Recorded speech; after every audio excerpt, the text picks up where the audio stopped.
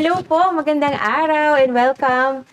Part 2 of Immigration at iba pa kung saan tatalakayin namin ang inyong mga katanungan about immigration matters, legal matters, family law, real estate, and other legal matters here in Canada. Ako po si Jean Aguilar and of course kasama natin ang ating favorite Filipino-Canadian lawyer, si Attorney Jake Aguilar. Hello, Attorney Jake. Hello, Jean. Magandang hapon sa mga nanonood po ngayon. Yeah, Yes. back to back po tayo ngayong araw. Yes. So yung mga hindi natin nasagot kanina, pwede natin ituloy ngayon. Itutuloy natin ngayon. Sana po samahan nyo kami ulit. And for another hour today. So we will continue to respond to your questions. Please feel free to send in your questions. And babalikan namin yung mga questions na hindi namin nasagot dun sa previous sana episode. po nandyan pa kayo. At dun sa mga bago pa lang mag-tune in ngayon, Ayan. yan, prepare nyo lang po yung mga questions Oo. nyo. Shout Or pwede out. naman kayo mag-hi lang. We welcome that po. Okay. Sige, balikan natin yung mga hindi natin nasagot kanina. From Marites Sham, ayan, may follow-up question si Marites. Hi, attorney. Pwede po ba magpa-sponsor yung mother-in-law ko kasi mag-isa lang siya sa Pilipinas? Bridging work permit lang po ang hawak namin. Pwede po ba siyang mag-visit dito as a visitor? Thank you.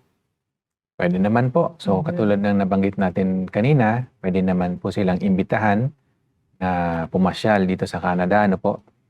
At usually nga, so I'm just thinking medyo na, siyempre hindi ko alam kung anong edad, pero siguro malapit sa retirement age or nandun na, medyo maluwag si Canada sa mga ganyan. Kasi parang hindi na sila threat Yeah. na magtrabaho or yung nga, mang-agaw ba ng trabaho daw? Kasi minsan usually, yun yung kinaiinisan ng mga ibang citizen, na feeling nila, especially yung mga walang trabaho dyan, feeling nila inaagawan sila ng trabaho ng mga foreign nationals daw. Kaya anyway, so yung mga nasa retirement age, so I'm assuming yung mother-in-law nyo, either nasa retirement age or malapit na doon, yun po medyo maluwag si Canada sa ganyan. So kung iimbitahan nyo siya dito na mamasyal sa Canada, medyo maganda pa yung chances niya. So pwede po yun, naka-bridging open work permit kayo. So I'm assuming na may trabaho kayo. Kaya nyo siyang suportahan. So it's more on that. Kailangan nyo lang ipakita kay officer na kayo yung responsible sa mother-in-law nyo at kayang-kaya nyo siyang suportahan pag nandito siya. Ayun. Okay, maraming salamat for that question, Marites. We move on to the question of John Paulo Villanueva. Ayan si John Paulo. So siya yung nagtanong about kitchen helper. So kitchen helper din. Kitchen helper Newfoundland. under NLPNP. PNP. Thank you po Newfoundland sa and sagot. Labrador. Okay. PNP. I-check po natin, John Paulo, kung merong kitchen helper under NLPNP. Yung kaninang AIP. So medyo related kasi AIP, Atlantic Provinces din yun. Newfoundland and Labrador, Atlantic Provinces din yun. Pero sometimes nga medyo pwede magkaroon sila ng magkaibang program. Pero pa-confirm po natin sa kaibigan natin sa opisina. Yeah. Kung merong particular program for kitchen helpers. Sige po, antabayanan niyo po kami, John Paulo. Okay. Moving on, meron din tayong follow-up question from Gandaka, 5281. Attorney, saan po pala nagpapa-apostil dito na disapprove po kasi yung pag-ibig housing loan ko sa Pilipinas. Need daw po ipa-apostil ang employment contract ko ngayon. Saan po ba dapat gawin yon? Baka po may idea kayo. Saan po ba kayo? Nasa Ontario po ba? I'll just assume nasa Ontario kayo kasi yun yung pinakamalaking province at saka kami rin nasa Ontario.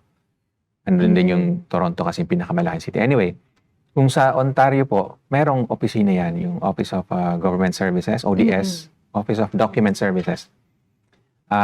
Doon po yan pinapa-apostil. Or kung gusto nyo po, you can reach out to our office. We provide that as a service. Yes. Reach out po kayo sa amin. Ayan po yung contact information namin. Pwede rin naman, syempre kayo mag-DIY kung gusto nyo. If you want, you can go directly. Doon nga po sa ODS. Or kung wala kayo sa Ontario, depende doon sa province nyo. Usually may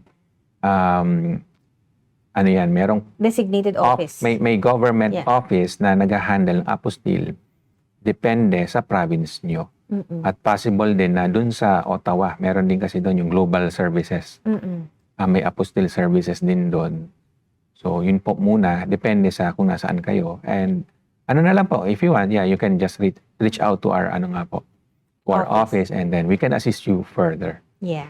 Okay, Miss Ganda ka. So, andyan lang sa screen ngayon yung contact details namin. You can get in touch with us by calling us 1-855-522-5290 or check our website jcalaw.ca or send out a message sa Facebook page namin, JCA Law. Okay? Yes po. Maraming salamat. Okay, so follow-up information from B Forever, yung about sa will. Sabi niya kasi, dinidikitan daw nung mga unang anak ng tatay niya. Dinidiktahan ng mga anak. Dinidiktahan. Yeah. Kaya hindi po natin, wala tayong magagawa doon kasi yun naman, that's between your other siblings at saka yung father nyo. Hindi natin sila pwedeng pigilan na mag-usap, di ba? Pero kayo na lang, if you want, you can have your own conversation with your father, di ba? Pero yun na lang po. Hanggang doon lang yung magagawa natin, unfortunately. Okay, maraming salamat for that information. We move on. Ayan, sabi lang ni Miss Melody, thank you daw, Attorney Miss Jean. Salamat din po. And from Karen Kimberly, salamat daw sa show. Maraming learning. God bless. Salamat din Thank po you, Miss sa Karen. suporta, sa panonood. At kung may mga kaibigan po kayo na sa tingin nyo magbe-benefit din sa itong live Q&A natin, i-share nyo lang po yung link or sabihan nyo sila na dito lang kami para dumami po yung mga manonood natin. At kung may questions kayo, please send in your questions. Sabi ni Thomas V8460, point 2, context galing BC. Kaso hindi natin alam ano ba yung una niyang tanong. Okay, so hindi na, skip mo na. Pasensya na Thomas, medyo baka may na-miss kami na question. message mo. Baka pwedeng isend mo ulit yung message, Thomas, yung question mo para maintindihan namin kung ano yung context. Right. Okay. Hello. So, meron tayong offline question. Okay. Nag-file daw ng inland spousal sponsorship. Tapos naghiwalay habang pending in process yung application. Oh, okay. Kung i-withdraw ni sponsor yung sponsorship, out of status ba ako agad? May humanitarian option ba ako? Lalo na kung may anak kami dito. Alright. So, may inland sponsorship kaso naghiwalay. Habang in process. So, dapat muna i-update si IRCC na yung situation nyo nga nagbago na. Obligation nyo po yun bilang aplikante na i-update si IRCC kung may mga nagbago nga doon sa sitwasyon nyo. At especially kung hindi nyo na nami-meet yung requirements doon sa program na yon. So, yun po muna. And then, withdraw yung sponsorship, out of status ba? Yung pag-withdraw kasi, ito kasi PR yan yung sponsorship, permanent residency application yon. Yung permanent residency application, hindi yung nagbibigay ng status. Usually yung status, temporary residency yon. So kung na-withdraw man yun, hindi automatic na mawawalan kayo ng status. Depende kung anong situation nyo ngayon. Ano ba yung status nyo ngayon? So yun lang po. Walang automatic na mawawalan kayo ng status. And sa humanitarian ba, kung pwede ba yun? Lagi naman yung option, pero nga, we call that yung last resort na, last recourse nyo na yan. Kung wala kayong ibang way para magkaroon ng status or maging PR, yung humanitarian, ang pwede nyo i-consider, pero just to let you know, mahaba po yung proseso niyan, mga 5 taon or even more. At walang kasiguraduhan din na ma-approve, But you can file or you can raise humanitarian factors, kumbaga. Which, kung may anak kayo na dito pinanganak, somehow factor yan. But it's not the only factor din naman. Ibig sabihin, titingnan yung kabuuang factors nyo. At more often than not, hindi sapat na meron kayong anak sa Canada para kayo ay mabigyan ng status or maging PR. Hindi enough yun. Kumbaga, hindi porke may anak kayo dito sa Canada na siyempre Canadian citizen, hindi enough yun. Kung yun lang yung factor na i-consider, So, yun lang po ang masasabi natin. hindi kayo mawawalan ng status pag withdraw yung sponsorship. Kailangan yung i-update si IRCC dahil nagbago yung situation nyo. At pwede kayo mag-raise ng humanitarian factors but it's not enough na meron kayong anak dito sa Canada. Ayun. Okay. Maraming salamat for that offline question. Another offline question, malamang to mga comments po sa sa social media. So, isasagutin lang po namin ngayon. Ngayon na yung pagkakataon para masagot natin So, ang ating mga having said that, offline questions. having said ni Jean, pwede kayo mag-comment sa Facebook page namin.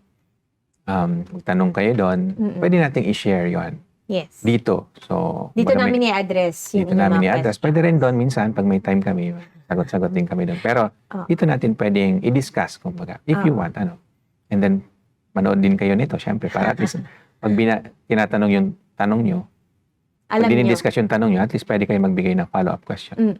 At alam nyo kayo yung sinasagot naming question. Ayun. Okay, another offline question. Kasal po kami sa Pilipinas. Hindi po namin pinag-usapan yung property. Bumili ako ng bahay dito sa Canada na nasa pangalan ko lang. Kung magdi-divorce kami, may claim ba siya sa bahay ko kahit hindi siya nag-contribute at hindi pa siya nakatapak dito? Paano naman yung lupa namin sa Pilipinas? So, kasal siya. Sa Pilipinas. Nasa Pilipinas yung asawa niya. Andito siya sa Canada. Bumili siya ng bahay dito. At meron din silang property sa Pilipinas. Paano ba yun paghahatian? Nasa pangalan niya lang. So, yun yung tanong. So, medyo common din yan, mga ganyang tanong. As always, depende. Yun yung pinaka-safe na sagot. Depende. Kasi, depende. Unang-una, may prenuptial agreement ba kayo? Kung wala, usually, ang regime, property regime yan, is kung ano yung kinita nyo, ihati kayo. So, it doesn't matter kung sino yung bumili. Yung kinikita nyo bilang mag-asawa, hati kayo doon. Yun yung normal, medyo complicated yan, pero sinisimplify ko lang, So, it doesn't matter kung sa pangalan mo lang yung property na yon. Kasi, well, saan ba nanggaling muna yung pinambili mo doon? Kinita mo ba yon? Kasi, kumbaga income mo, kinita mo, magtrabaho ka, kinita mo yung income na yon. Yung income na ipon mo, pinambili mo ng bahay. So, yung income na yon, hati kayo nung asawa mo siya eh. So, yun nga, usually, yun ang sabi ng batas, na kung ano yung kinita nyo, hati kayo. Regardless of kung sino yung kumita nun. Well, yun yung point ng pag-aasawa, di ba? Yun yung default. So, but anyway, Hating mag-asawa. Depende nga rin kung meron kayong prenuptial agreement, pero in this case, I assume wala. Kasi hindi naman nga rin common yun, especially sa Philippines, Hindi common na meron tayong ganon. So, ang normal is, hati kayo doon. We start with that. Again, sinisimplify ko lang, pero isa yan sa pinaka-complicated na issue. Yung hatian ng property. So, medyo mahaba yung computation yan. Pero the thing is, hindi relevant kung nasa pangalan mo lang or dalawa kayo na nakapangalan doon sa property na yan. Ang tanong is, ano ba yung pera na na ginamit mo pambili nun? Usually yung pera na ginamit mo, yung dalawa yun eh. Kasi nga, bilang mag-asawa, yung mga naipon nyo over the years, usually, hati kayo doon. So, yun na lang po muna yung sagot natin. Okay. Maraming salamat for that anonymous person na nagtanong ng question na yan. Okay. Yan, si Anonymous. Favorite client natin yan. Okay, another question from Anonymous. Refuse po yung visitor visa ng nanay ko 3 times na. May super visa daw pero may pre-existing condition siya. Paano po yung insurance requirement? At kung ma-refuse ulit, makaka-apekto po ba yun sa future PR sponsorship namin sa kanya? How about yung sagutin muna natin yung huli na yun kasi yun yung mas interesting eh. So yung refusal sa mga visitor visa wala yung kinalaman sa PR. Yun lang po. Hindi kahit 10 beses kayo na-refuse doon. Walang kinalaman yun sa PR kasi magkaiba yung process noon, magkaiba din yung requirements noon. So yung merong siyang mga visitor visa or na-refuse man siya before sa visitor visa, walang kinalaman yun dun sa PR application. yun na lang po muna. So, hindi siya makaka-apekto sa sponsorship, sa PR application. Kung tanong nyo sa insurance, hindi natin po masasagot yan kasi hindi natin expertise yan. Yeah. Depende sa insurer kung Yes. i-insure ba nila kayo, ano ba yung mga pre-existing conditions niyo or niya. Depende sa kanila yon. Kung i-cover pa rin ba nila kayo or kung i-cover man nila kayo, magkano ba yung premium, magkano ba yung babayaran para sa insurance na yon. So, makakasagot niyan yung insurer. Hindi ko po masasagot. I think yun lang ba yung tanong? Yeah. Kasi daw 3 times na na-refuse. Yeah. I see. So, yun lang po. I think yung diniscuss natin kanina, yung pinaka-relevant dyan, walang kinalaman po yung refusals dun sa visitor visa, dun sa PR sponsorship. Mhm. Okay, maraming salamat Anonymous for that offline question. Again, please feel free to send in your questions po. Nawala na yung mga kaibigan natin kanina. Oo nga medyo madami sila kanina. Ayan, live po tayo ngayon. You can send in your questions or say hi to us and we would be happy to respond to your inquiries and your comments. Okay? So, we got another offline question from Kat. Pwede po bang mag-apply ng super visa ng sabay for my parents and for the parents of my partner? So dalawang set of parents. Paano po ang counting for the family size? Ganun tanong. Pwede naman sa pagkakaalam ko, pero depende nga kung kaya nyo pa sila bang, kung kaya pa ng income nyo. So kasi may cut-off yan, di ba? Sa income, magandang tanong din yun sa family size. Hindi natin ma-discuss yung buong buo, pero ito lang yung basic ba? So, bibilangin mo una kayo, yung household nyo. Kayo mag-asawa. Not just mag-asawa, pero kung Pati ilan mga kayo, anak. mga anak nyo, isama nyo sa bilangan. And kung may apo kayo na nasa bahay nyo, isama nyo na rin yun. And then, yung idadagdag nyo, syempre yung parents nyo, di ba?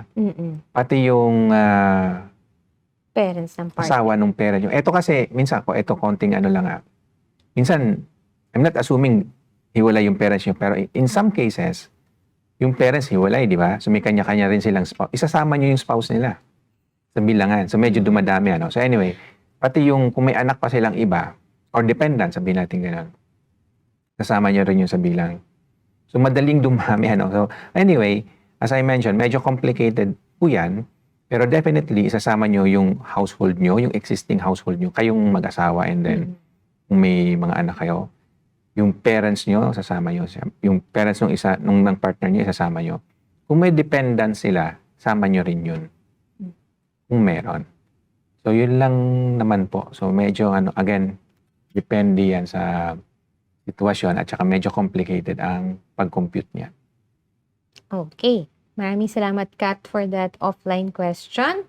Ayan, may na-receive na tayong live question. Buti na lang, nandyan pa si the Lily. Great. Buti na lang, nandyan ka pa, Lily. Okay, sir, tanong po ulit. Kung okay lang po na hindi kailangan ng pirma ng ex ko, paano po ako madidivorce sa kanya? Okay. Apply lang po ba ako sa court? Yes. Salamat po. So, mag-apply ka sa court, and then yung application mo, kailangan mong is-serve. Yun yung term na ginagamit natin, is-serve sa kanya. So basically, bibigyan mo siya ng kopya nun. Pero yung kopya nun,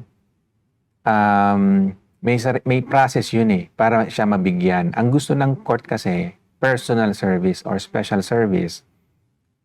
Ibig sabihin, i-hand carry yun, yung application na yun, dun sa ex nyo. So in person po. And then, hindi pwedeng kung sino-sino lang yung mag-aabot nun. Kung signatory ng Hague Convention, kung nasaan siya, yung country na nasaan yung ex nyo, which is, I presume, sa Philippines, Yung Philippines kasi at saka Canada, signatory doon sa Hague Convention na yon. So, dadaan sila doon sa process na yon. So, as I mentioned kanina, medyo technical ito. So yun lang. But anyway, kailangan dumaan sa process na yon para may consider ng court. Otherwise, hindi mo mamimit yung requirement na yun na ma-serve yung copy na application mo doon sa ex nyo. At usually, yun yung nagpapatagal sa mga divorce application, yung service. Kasi nga, hindi siya simple, sabihin natin ganyan. But if you want po, you can reach out to our office then. if you need services for that, or any siguro lawyer na gusto nyo na pwede kayong tulungan tungkol dyan. Pero yun lang po, just to answer your question, yun yung requirement, kailangan i-serve yung copy ng yung divorce application nyo. And then, yun na. Pag na-serve, nagampanan nyo na yung requirement na yun, hindi nyo naman kailangan siyang pumirma, hindi nyo siya kailangan mag-consent, hindi siya kailangan sumagot. Aandar na yung application na yon, and then hingin nyo na yung order dun sa court na yon. So, basically, yun po yung process niya. Okay, maraming salamat for that question. May follow-up information pala siya, si Lily the Great. Hanggang kailan po para ma-approve yung divorce ko based sa situation ko? Hanggang kailan? So, gaano kabilis yung Gaano approval? I think. Kung na-meet nyo nga po yung requirements na nabanggit ko kanina, sabihin na lang natin na in a few months or less than a year, in many cases, at least dito sa Canada, but depende nga rin kung again, na-meet nyo na yung requirements. Kasi yun yung nagpapatagal nga sa approval niya. At saka depende rin sa kung gaano ka-busy yung court, kung saan kayo nag-apply nun. So, in some cases din, pwedeng lumagpas ng 1 taon. Pero from our experience, usually, less than a year naman yung release niyan. Pero, again, depende yan sa court. Yeah. Okay, maraming salamat, Lily, for that follow-up questions you have sent out. We move on. Okay, we got another offline question from AB. Attorney, may bahay po ako dito sa Ontario at may lupa rin sa Pilipinas.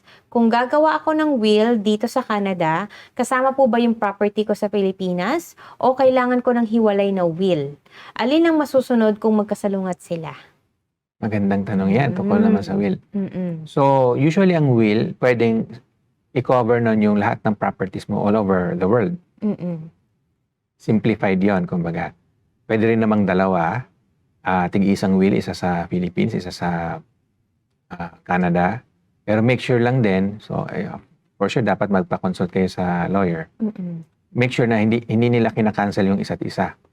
They should refer to each other, kumbaga.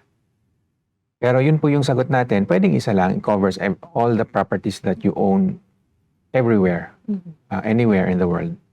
Or pwede rin dalawang will as you mentioned. Isa dun sa Philippines, isa sa Canada. Pero yan nga, trabaho ng lawyer na hindi sila mag-conflict somehow to minimize the complications. Pero in some cases, hindi natin may iwasan yung complication kasi magkaiba yung batas sa Pilipinas, magkaiba rin yung batas sa Canada. Hindi naman necessarily na nag-uusap sila para ma-reconcile nila yung mga differences na yun. So, in some cases, talagang merong potential for conflict.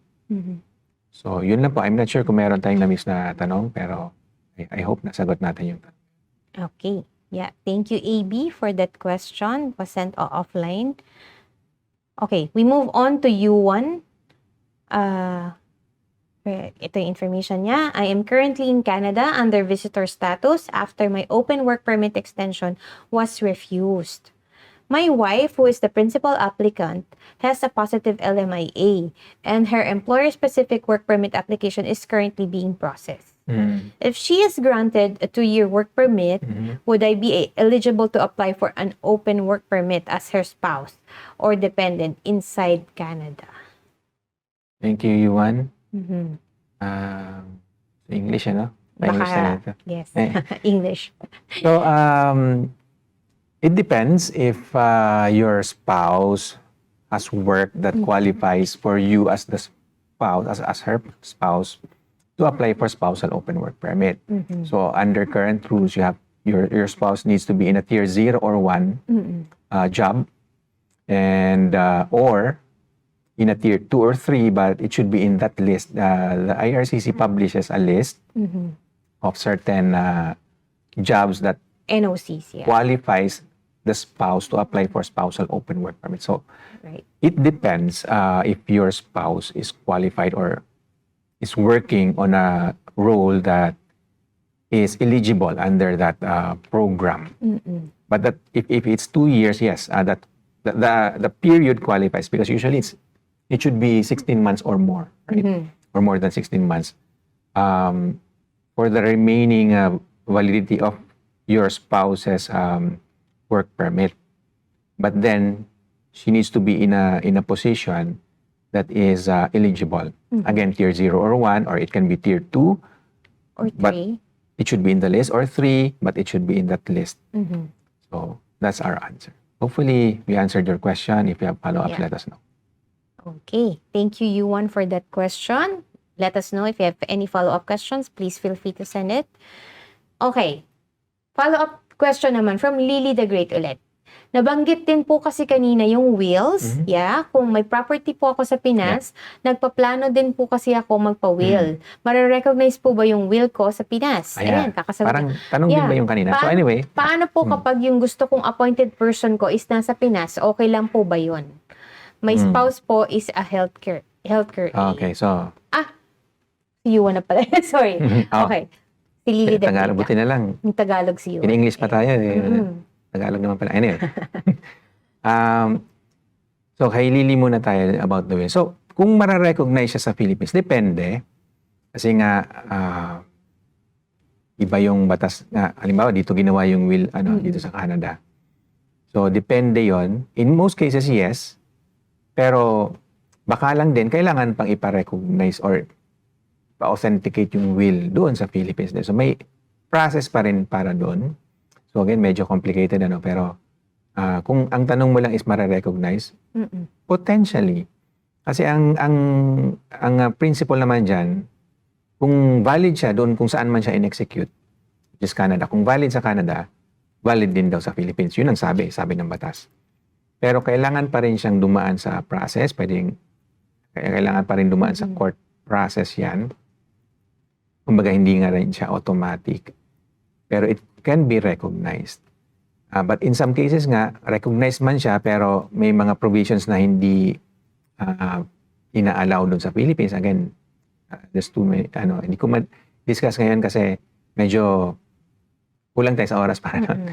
Malalim kasi na topic yan. Pero pwedeng i-recognize. Pero may rin tayo doon, qualification. Hindi sa lahat ng pagkakataon. Kasi nga, magkaiba naman ang law sa Philippines. Magkaiba rin ang sa Canada. Ang isang example na lang is, sa Philippines kasi, kailangan pamanahan mo yung asawa at anak mo. Forced heirs yun. Dito sa Canada, not necessarily. Hindi requirement yun. So, kung may conflict doon, maaaring hindi i-recognize ng Philippines yung provision doon sa will na ginawa dito sa Canada. But yun nga, that's another topic. Medyo malalim yun. Hindi natin didiscuss ng malalim pa. Pero yun lang muna po yung sagot natin doon sa tanong nyo. Ayun. Okay, maraming salamat for that follow-up question, Lily the Great. Ayan, si Yuan, sabi niya, yung spouse niya is healthcare aide. Ayun naman pala So, nasa listahan ba yan? Yes, Buti na nasa lang. listahan siya. Okay, very good. So, tier 3, 3310. Congratulations, Yuan. Yeah, so pwede kang mag-apply. Yes. Okay? Maraming Nasusulat. salamat. Yes, nasa list siya. Okay, we move on. Another offline question from Anonymous. Okay. Ano po ba ang pagkakaiba ng POA for property at POA for personal care? Power of attorney. Okay. POA. Pwede bang magkaiba ang tao? Halimbawa, yung asawa ko sa pera, pero yung anak kong nurse ang sa medical decisions. At paano kung mag-aaway sila? Magandang tanong. So, yeah, POA means power of attorney. Parang SPA, masanay tayo sa, at least tayong mga Pilipino, sanay tayo sa salitang SPA, Special Power of Attorney. Dito sa Canada, POA. Medyo iba ng konti in the sense na yung POA dito, usually dito sa Ontario, pag wala ng malay, yung nag-issue nun, valid pa din. Pwede pa rin gamitin yung POA. Continuing, usually ang tawag natin, continuing power of attorney. Walang ganon sa Pilipinas, walang ganon sa SPA. Kasi ang rule sa Pilipinas, pag yung nag-issue nun, wala na sa tamang pag-iisip ba, makakancel na yung SPA. Wala nang bisa yung SPA. Anyway, POA, power of attorney, dalawang klase nga yun, one for property, one for personal care. Magkaiba nga siya. Yung isa obviously para sa ari-arian, para sa property. Yung isa naman para sa katawan ng tao, yung health, personal care. So yun. Pwede ba magkaiba? Pwede. Magkaiba naman kasi nga ang dokumento yun. So pwede magkaiba yung dinedesignate nyo doon na attorneys. Ang tawag natin attorney, but it doesn't have to be a lawyer. Attorney only means agent mo or representative mo. So, yun po. Paano kung mag-away sila, yung mga attorney? Kaya nga po ang suggestion natin dyan, usually, kung magde-designate kayo ng attorneys nyo, may hierarchy. So, yung isa lang muna, halimbawa, asawa. Asawa muna. So, siya ang magdedesisyon. Siya ang may authority. So, ibig sabihin, walang room para mag-away sila kasi isa lang yung decision maker. Prone sa away yung sabay nyo silang dinesignate. So, pwede sila magtalo kasi pareho yung authority nila. Ang suggestion po natin dyan, isa lang yung may authority. At kung ayaw niya na or hindi niya magawa for any reason, yung role niya as an attorney, and then yung susunod, kumbaga may alternative tayo. So, ibig sabihin nga po, may hierarchy para maiwasan yung pag-aaway nila. Okay. Maraming salamat, Anonymous, for that question about power of attorneys. Sana sagot namin yung iyong katanungan. Ayan. We move on. Live question from JP De Guzman, ELY. Meron siyang information na putol. Sige. Regarding PNP application, non-express and express entry. Good day. Ang sabi niya, hi po, non-express entry and express entry, let's say nag-apply po ako ng PNP OINP to be exact, and nakuha po ako ng provincial nomination certificate, pwede po ba itong gamitin on both application? Ano po ulit? So, nag-apply daw siya, halimbawa, ng express entry and non-express entry. Dalawa? Oo. So, meron siya sigurong express entry profile, ganyan, and non-express entry. And let's say, nag-apply siya ng PNP OINP to be exact, and nakakuha siya ng provincial nomination certificate, pwede ba daw iyong gamitin on both applications? Depende dun sa nomination na yan kung kung pang non-express entry ba siya or express entry. So, sabi niya, nakakuha siya ng... So, nakalagay dun sa nomination yun usually And then, most of the time nga, non-express entry siya. So, kung yun yung nakalagay dun mo siya applyan sa non-express. Kung ano yung nakalagay dun. Kung walang nakalagay generic, pwede siya sa express entry. So, I would say, isa lang po dun. Pili kayo kung ano yung nakalagay dun sa nomination. Yeah. Depende yan sa nomination. Check nyo mabuti po. Yung information dun sa nomination. Okay, JP, maraming salamat for that live question. Okay. Magbe-break muna tayo. Okay. For a bit at babalikan na. Sige, basahin ko muna yung question from JC Yabangos 1376. Naka-maintain status po ako while pending an LMIA approval. Pwede po ba ako mag-apply ng visitor record after refusal? Yeah, pwede naman po yan. So, pwede. Yun ang quick answer natin dyan. Depende rin muna kung may status pa naman kayo, pwede. Kung nawalan kayo ng status na lang, kailangan ipa-restore nyo yung status. Kung visitor record application with restoration. Ayun. Actually, may follow-up question siya. Nakalagay ba doon? Ito. Para po sa paghihintay ng LMIA approval, pwede po ba ako mag-apply ng restoration inside Canada habang naka-visitor visa? Yeah, so yun nga po. Kung nawalan kayo ng status, pwede nyo po yung ipa-restore within 90 days, visitor record yung paparestore natin. Ayun. Okay, JC Bayangos, maraming salamat for that question. I'm not sure kung naka-maintain status kayo somehow. If you want, avoid nyo na yung mawalan kayo ng status. Kung ina-expect nyo na ma-refuse yung application nyo kasi hindi nyo na-meet yung requirements, let's say sa LMIA kasi hindi pa approve, mga ganong bagay. Kung meron kayong ina-expect na ma-refuse yun, applyan nyo na yung visitor record nyo ngayon pa lang.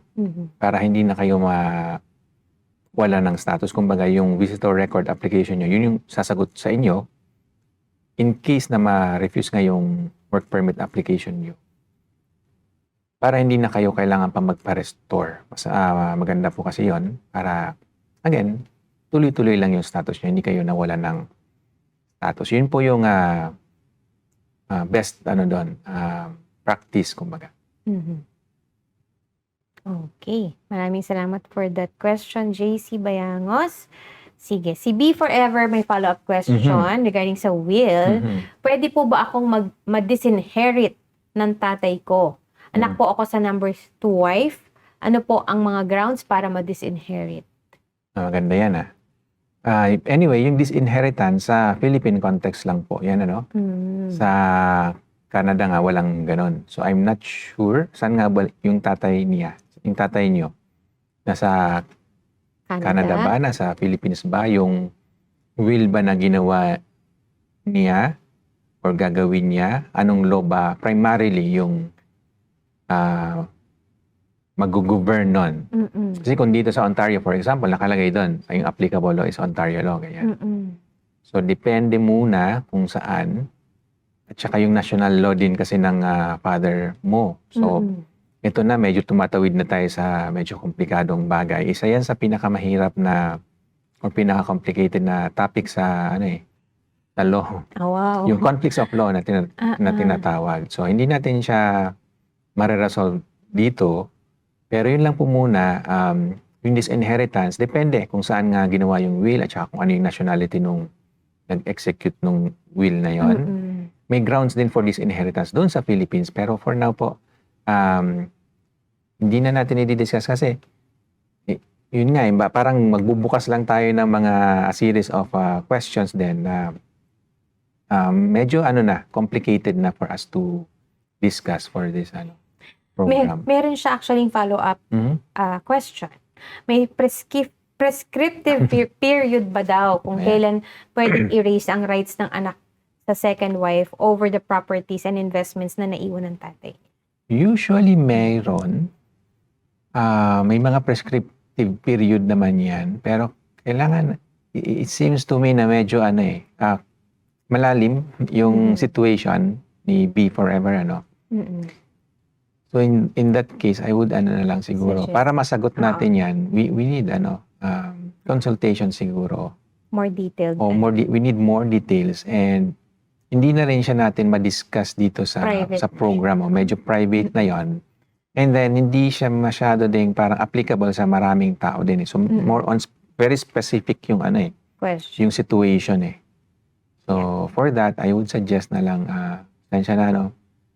na magpa-consult kayo for that particular matter. Okay, B Forever, maraming salamat for sending in your questions. Okay, let's go back to the rest of the questions natin. Another offline question. Counted po ba sa Canadian work experience yung remote work for Canadian employer while I was in the US for 2 months? Potentially, yes. Kasi Canadian naman yung employer. Yeah. Yun lang. Potentially, yes. Pero, yun. We don't know the other details, but most likely, yes. Yeah. Okay. Thank you for that offline question. Ayan, may follow-up question si Lily the Great. Sorry daw, attorney, at ang dami niyang tanong. Welcome po kayo magtanong. May oras pa po kami para sa inyo. Okay. Last question po. Sabi po nyo, need padala yung divorce pero hindi ko na po alam yung updated address niya at ayaw niya talaga akong i-divorce. I see. Ano pong gagawin ko? Salamat po. Anyway, maganda yung tanong mo, Lily. At saka maraming nasa situation mo. Yeah. Medyo maraming nakaka-relate dyan. So kung hindi nyo na alam yung address, common problem nga din yan. So, mahihirapan tayo magampanan natin yung obligation nga na yung tinatawag ko na personal service or yung under Hague Convention nga na iabot nga sa kanya personally yung application nyo. Kasi kung hindi natin alam yung address niya, di saan natin ipapadala yung application nyo, di ba? So, may paraan din dyan, pero magmo-motion na kayo. Tawag lang natin doon motion. Pero basically, hingi kayo ng permiso sa court, doon sa judge. Na para bang judge, pwede bang, alam ko gusto mo personal service kasi yun yung or special service. Kasi yun yung sabi sa batas. Pero hindi ko magawa kasi hindi ko nga alam kung nasan yung address. Parang ganon. Pwede bang ganito na lang? So, magpo-propose kayo ng alternative service ang tawag doon. In any way na sa tingin nyo, makakarating naman sa kanya yung application nyo. So, kung meron pa kayong let's say, email niya or messenger account niya na alam nyo siya talaga yon, pwedeng doon nyo ipadala. Pero i-convince nyo si judge na talaga nag-effort naman kayo at talagang hindi nyo alam kahit anong gawin nyo, hindi nyo malaman yung address niya. Kumbaga, hindi naman kayo pabaya. Nag-effort naman kayo. And then, somehow, yung method na pinopropose nyo, ay makakarating nga talaga din sa kanya. So, yun yung basics nun. Pero yun, maghingi kayo ng permiso sa judge. Ang tawag doon natin doon, motion. And then, I would suggest din, ito mga ganyan, kailangan nyo na rin siguro ng assistance ng professional. Kasi, yun nga, again, medyo technical na yon. At from my experience din, maraming nagkakamali dyan. Kaya doon sila naiipit, sabihin natin ganun. Kasi si judge, meron din siya mga certain expectations din doon sa isa-submit nyo. Kung nga, kailangan masatisfy siya. Hindi enough na sinabi nyo, ay kasi hindi ko alam yung address niya. Hindi, in many cases, hindi nasasatisfy si judge ng ganun-ganun lang just because you said so. So, yun po. Pero anyway, yun, nabanggit ko yung process niyan. Hingi kayo ng permiso. We call that motion para makapag-serve kayo alternatively through alternative means. Yun lang naman. Okay, Miss Lily, thank you so much for that follow-up question and information. Yan, nagpapasalamat lang si JP. Thank you rin, Salamat JP. din po, JP. May follow-up question si JC Bayangos. Okay lang po ba kahit double yung application? Okay lang po. So, yan, madalas natin sinasabi. Oo. In most Okay lang cases, okay lang po. Pero inform nyo sa IRCC na dalawa yung application nyo para lang alam nila. Kasi minsan magkaiba nga yung officer na nag-handle nun. So, don't assume na porque sa IRCC kayo nag-submit, ay alam na nila lahat ng application nyo. Hindi kasi yung officer na mag-handle, ibang officer naman. And sometimes hindi naman sila tumitingin doon sa record nila na, may other application pala. You don't expect that. You don't assume that. Ipaalam nyo sa kanila na meron kayong dalawang application. Yeah. Pero to answer your question, pwede naman. Okay, maraming salamat JP for that follow-up question. Moving on, live question from Maria Hazel Busyon 252. Attorney, I have a peer application under HCCP waiting for final decision na.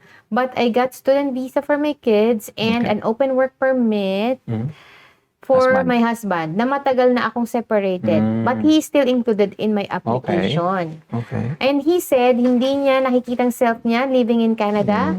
Advice niyo po ba, i-cancel na lang ang PR application niya? Magandang tanong yan, Mahazel. Maria Hazel. Kasi ito, common situation din yan. Madalas nga lumalabas yan. Pero ito na lang po. Sabi nyo kasi separated na kayo, di ba? So, hindi nyo na siya dapat isama. Hindi siya optional. Mandatory na hindi nyo siya isama. Kasi sabi nyo, hindi na kayo or hiwalay na kayo eh. So, yun po, hindi siya optional pagdating doon. Ang optional is kung kayong dalawa, itatrato nyo po ba yung isa't isa na kayo pa rin, mag-asawa pa rin kayo, kung magagampanan nyo pa rin yung obligations nyo, yung expectations nyo sa isa't isa bilang mag-asawa. Kung yes, isama nyo siya. Di ba? Pag hindi nyo siya isasama. So again, yung decision depends on kung kayo pa ba talaga o hindi. Pero pag sinabi mong hindi mo na siya dapat isama. So, yun nga, kasi tanong mo, isasama mo pa ba siya o hindi? Hindi na.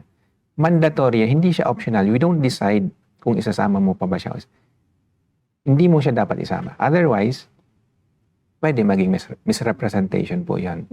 Which is a serious issue. Hindi lang marerefuse yung application nyo. May ban pa yon for 5 years. So, yun po muna yung lesson siguro na makukuha natin dito. Kayo po ang mag-determine, kayo pa ba? Gusto niyo pa bang ituloy yung relationship nyo? If yes, then isama nyo siya. Mandatory na isama nyo siya. Kung hindi na, mandatory na hindi nyo na siya isasama. Tanggalin nyo na siya. Tanggalin nyo na siya doon sa application. Hindi nyo na siya dapat isama. Okay, maraming salamat Maria Hazel Buslon for that question. We move on. Sige, another offline question. Iniwan ko na po yung nananakit kong asawa at nag-social assistance ako pang samantala. Siya po ang sponsor ko. Siya raw ang sisingilin ng gobyerno. Makakasama po ba sa akin yon o sa kanya lang? Baka po gamitin niya yon laban sa akin. Okay, so tama naman na iniwan mo na siya, nananakit kasi siya, so hindi maganda yon. So naka-social assistance ka ngayon, okay lang naman din yon kung kinakailangan mo yon. Assume PR ka na.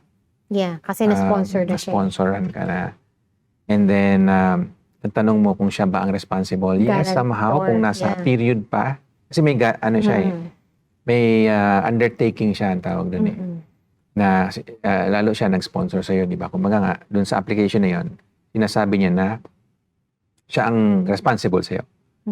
May undertaking siya. At kung humingi ka ng tulong sa gobyerno at binigyan ka ng tulong ng gobyerno, pwede siyang singilin ng gobyerno doon sa kung ano man ang ginastos ng gobyerno para sa inyo. So, siya ang may responsibility, hindi kayo. Siya ang may undertaking, hindi kayo. So, sa inyo, kung makakasama, hindi po makakasama sa inyo, siya. Most likely sa kanya kasi siya yung may obligation nga sa inyo at sa gobyerno din. Ayun. So, yun po yung sagot gagamitin daw sa kanya, laban sa kanya yon. Like what? How? I don't know. I don't know kung paano niya yung gagamitin. Pero, yeah, baka tinatakot lang niya kayo. Common din yun. Para siguro bumalik kayo sa kanya or what, I don't know. Pero yeah, hindi makakasama sa inyo yun. Yeah. Sa kanya, pwede pa. Okay, maraming pong salamat for that offline question. Moving on, Josh Atienza, 330. Hello po, ako po ulit. Ngayon po, 390 na ang CRS score ko. 2.8 years Canadian experience as a welder. Ngayon po, as a EU as welder din, ilan po kayang need kong years of experience para tumaas ang score? Thanks po. So for every year na naman na meron kang qualified experience, tataas yung score mo. I think up to maximum of 5 years yan, if I'm not mistaken, sa express entry. So yun po, ilang years ang kailangan mo? Hanggang Kaya. 5 years. 5 years. Hanggang 5 years, tataas yung score niyo. Pero yung age. That's a different story. Kung lagpas na yung age nyo dun sa bracket, for every year na naman na nagbe-birthday kayo, pababa yung score nyo. Pero mas malaki pa rin yung increase ng points nyo dun sa experience. Yun nga lang, may limit din yon dun sa pagtaas ng points for the Canadian experience. Okay, Josh, maraming salamat for that question. Nagpapasalamat si JC. Thank you rin Salamat po. din po, JC. And si Lily the Great. Salamat More din, power Lily. daw. Okay. And si Maria Hazel. Thank you. Okay. Salamat din, Hazel. Okay, we got one more offline question. Nag-expire po yung status ko habang pending yung extension. Sabi nila, maintain status daw ako. Pero na-refuse yung extension. Okay. Ilang araw po ako para mag-restoration at pwede ba akong magtrabaho habang pending yon? Paano kung may pending PR application din ako? Okay, madaming tanong yun pero so naka-maintain status ka nung una. Kung na-apply mo yung extension mo before mag-expire yung current mo at that time, yung current status mo valid pa nung nag-apply ka ng extension, yun yung maintained status. So habang nakapending yung extension mo, okay, may status ka. Maintained status nga ang tawag natin doon. Pero kung na-refuse nga yung extension na yon, doon ka mawawala ng status. At yan, sabi mo, restoration, ilang araw? 90 days usually yan. From the time na nawalan ka ng status, which is yung refusal ng extension mo, doon mag-start ng counting ng 90 days. Pwede ka magpa-restore kung mapapa-restore mo, kung makakakuha ka ng panibagong status. Hindi naman porque kasi nga nag-apply ka ng restoration, mare-restore nga. So, dapat may basis din yung restoration mo. Kung ang tanong mo, pwede ka ba magtrabaho habang nakapending yun? Hindi, kasi nawalan ka na ng status. Hindi na yun maintained status. Hindi ka na makapag-work habang naghihintay ng restoration. Kung tutuusin nga, wala kang status talaga nung habang naghihintay ka ng restoration. Yeah. So kung tutuusin nga din, dapat mag-exit ka. I mean, yun yung expectation sa'yo ng ng government, kasi yun yung parang agreement nyo nung kayo ay nag-apply. Pero definitely, hindi kayo pwede mag-work.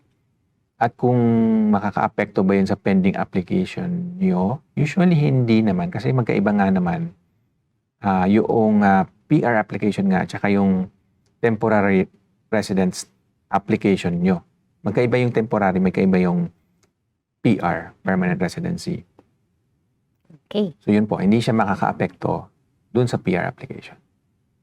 Okay, maraming salamat for that offline question. Okay? Nagpapasalamat. Turning 31 this year si Josh. Thank you. Ayan. Okay Thank po. you, So, Josh. nandun na kayo sa, lagpas na kayo dun sa bracket na may- ma-maximize mo yung points age. nyo dun sa age. So, for every year, I May think, bawas may yan. bawas na siya. Pero, at least medyo mataas-taas pa rin yung points nyo. Pero, paunti-unti na siyang mababawasan for every year na yan, nagbe-birthday kayo. Ayan. Okay, we got an online live question from Jace2387. Good day po, attorney and Ma'am Jean. Tanong ko lang po, maliban po sa child support, need ko rin bang suportahan ang ex-wife ko? Kahit sa CRA ang nakalagay is separated na po kami. At may follow-up siya. Okay. At kung sakaling need ko pa siyang suportahan, pwede ko bang gamitin yun dito sa Canada, yung nagawa niya sa akin? Kasi po, nabuntis po siya ng ibang lalaki at may medical abstract po ako na ebidensya na nabuntis po siya. Medyo masaklap yun, And, pero, ito lang po sa Canada, yung paghihiwalay ba, doesn't have to be may ginawa siya or what, is up to you. Kumbaga, it's out of the question, out of the context kung nabuntis man siya or what. Sa Canada kasi, context ng Canada, hindi sila interested doon sa parang personal lives ng mga tao. Kung gusto mo siyang hiwalayan, nabuntis man siya o hindi, may paghiwalay ka. Ganon dito sa Canada, And siya ganon din. So anyway, doon sa tanong mo, kung nakalagay sa CRA na separated na kayo, hindi rin yun yung determinative, kung magsusupport sa ex-wife. Ang nagde-determine dyan, at least dito sa Ontario, yung length ng nyo, pagsasama nyo bilang mag-asawa. So usually the longer your relationship bilang spouses, doon nagka-create ng parang interdependence nga. And pag naghiwalay kayo, yung isa, posibleng mag-provide pa rin ng support, mag-continue yung support doon sa other spouse. Kung magkano man yun, depende, may computation din tayo dyan. Usually yung parang disparity ng levels ng income nila. Medyo mahabang computation na din yun. Pero yun lang po, ang gusto kong sabihin dito, depende yan sa haba ng relationship nyo bilang asawa, or not even, kung nag-live-in kayo before that, kung common law kayo, pwedeng isama pa rin yung period na yun. At saka depende sa discrepancy noong income nyo pareho. Yun yung magde-determine nun. Not necessarily kung nilagay nyo siya dun sa CRA. Yun lang naman po. Ayun, sige. So, I think we just have 2 questions left. Pwede na natin ito sagutin. Siguro si Lily, may question siya. Yeah. Yung offline siguro kahit hindi na. Yeah. Ayan, kay Lily sige. na. Sagutin natin si Lily. Sir, last na po. Kung ma-approve yung divorce ko, pwede po ba akong magpakasal agad? Tapos, apply ko po siya spousal. Ay, may time period na dapat bang single siya? Pwede ka magpakasal kung divorce ka, dito sa Canada, So, kasi sa Philippines nga, ipaparecognize mo pa yung divorce na yon. If needed, I'm not sure. Medyo nakalimutan ko na kung kailangan niya iparecognize yun sa Philippines. Saka depende nga kung saan ka magpapakasal. Sa Philippines ba, sa Canada. Pero kung Dito Canada, sa Canada. walang problem. Wala tayong Pwede. problem nun. Ang divorce ka, yes, pwede ka magpakasal. Pwedeng sponsoran agad, yes. Kung meron ka, kung kumpleto na yung requirements mo, which means na meron ka ng marriage certificate kasi it takes a while, it takes some time para lumabas yung marriage certificate after nyo magpakasal. So, hindi naman right away na magpakasal kayo, may marriage certificate agad. Kasi i-register pa yun Yes. Sa province. Yeah, so yun muna. But yes, once you have that document, pwede na kayo mag-apply ng spousal sponsorship. And then yung last na tanong, may time period na dapat single po. Ano yun?